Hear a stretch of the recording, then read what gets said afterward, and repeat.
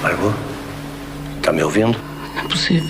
Primeiro eu fiquei meio estupefata com a vida, né? Com essa coisa maravilhosa que é a vida, surpreendente de estar colocando na minha mão, no momento que eu, Marieta, estava vivendo de cuidado, né, com o meu parceiro, com o meu companheiro, que tinha tido um AVC e que já estava numa situação ruim, da vida está me colocando aquilo.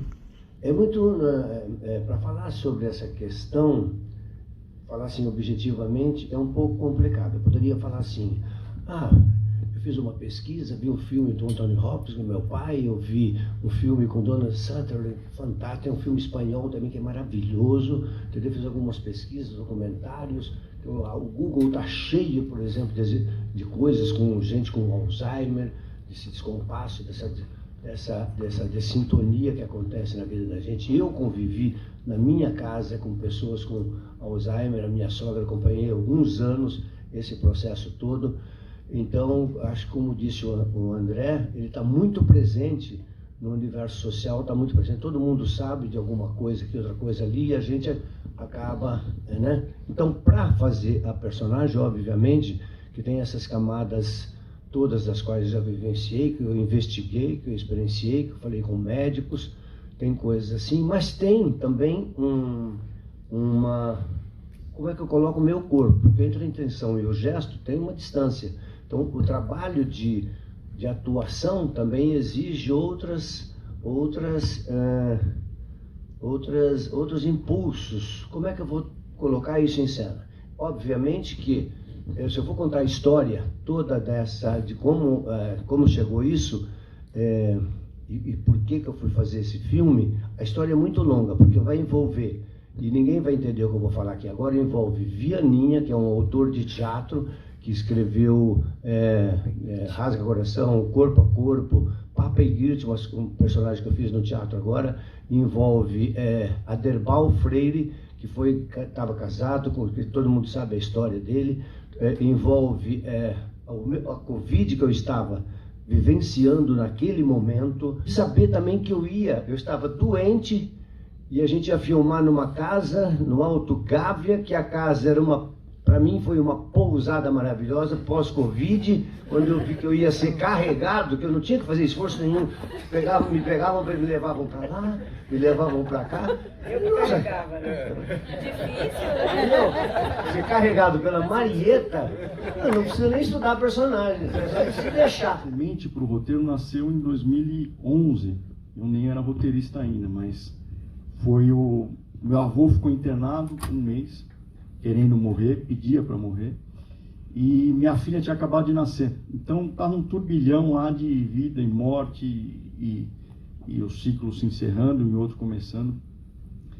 E aí em 2014, quando eu virei roteirista, foi meio natural, não sei nem escolher a história começou a escolher, né, começar por lá. Logo depois da morte do meu avô, minha avó começou a ter demência, né? Então a gente viu um pouco a família, e eu vi como é que isso afetou a família.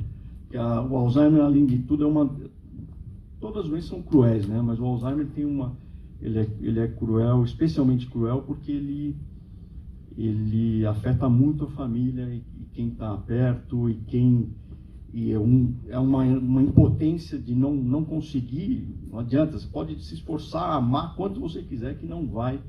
Acho que quando chegou o roteiro que o Bruno me mandou pela primeira vez, e a gente começou a falar das referências do filme, a gente tinha o pai, né, como o Zé Carlos já falou, teve Pra Sempre Alice, que era um filme também que falava do Alzheimer, era um filme belíssimo, tinha Álbum de Família, o Meryl Streep também falava daí dos conflitos de família, mas eu acho que mais ele tocou a Natália nisso. Eu acho que as inspirações vão vindo da conversa com os atores, da conversa com o roteirista. E aí a gente vai meio entendendo como é cada cena, vai lembrando de outros filmes, vai lembrando de outras passagens, vai lembrando de alguns pintores, né, de alguns artistas, de teatro, claro.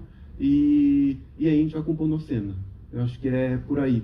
E eu vou acrescentar, Natália, Marieta, Zé e Jonas, essa história da memória, que é super importante, do amor, que a gente já falou aqui, mas eu acho que são duas coisas que trazem a empatia. Então é uma coisa que a gente está precisando hoje em dia, empatia pelo outro. Você não se cansa de se meter na vida dos outros, não? Olha só, mãe, que você chama de se meter, eu chamo de cuidar. Como é fundamental a memória. Como você não pode viver sem ela. Né? A memória não só pessoal, como a memória do país. Né? O que nos ensina? O que nos faz não querer de jeito nenhum de novo uma ditadura? Eu tenho a memória dela. Vocês têm que ter, são todo mundo muito jovem aqui, né? Vocês têm que conhecer essa memória. O que seria de mim sem minhas palavras, sem lembrar quem eu sou? Vai dar tudo certo. Eu vou cuidar de tudo. Você mente pra ele diariamente.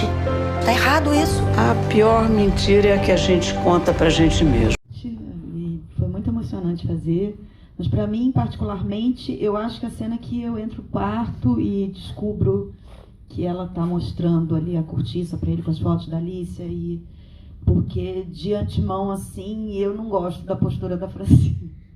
Então é sempre mais complicado quando você tem que arranjar uma justificativa para defender aquilo que você não faria, né? Ou como você não... Como é que chega nesse lugar, né? Porque se detona também, ela se mete num lugar que essa história do amor dos dois é muito linda mesmo, assim, que a Marieta falou. Realmente, é um filme também sobre o amor, essa palavrinha meio fora de moda. Mas é muito poderoso o vínculo e o pacto dos dois, assim, é realmente muito bonito. Então a Francine chega se metendo de maneira muito violenta naquilo. Ela entra no meio de um lugar que não é dela. E aí, para mim, isso era difícil. E a gente ainda fez num plano de sequência, né? Tipo, era meio uma cena de emoção. Então, assim, para mim, acho que foi a mais desafiante. Eu não vejo outro jeito, senão vocês irem para um outro lugar. Que lugar? Cenas lindas desse filme, né? Pelo menos a do Guto, como ele quer levar os pais para algum outro lugar, né? Para não ficar na casa, descobrindo que a mãe também tem Alzheimer. Então a cena que ele acompanha o pai para o quarto e senta do lado da cama e o pai com aquele olhar, aquela cena para mim é muito tocante. É a cena do Guto e do Antônio na cama ali. E acho que é a primeira vez que o Guto enxerga o pai de verdade, aonde ele está. Então essa frieza do personagem, ela sai ali. E ele vê esse pai com esse olhar e esse término de vida, né?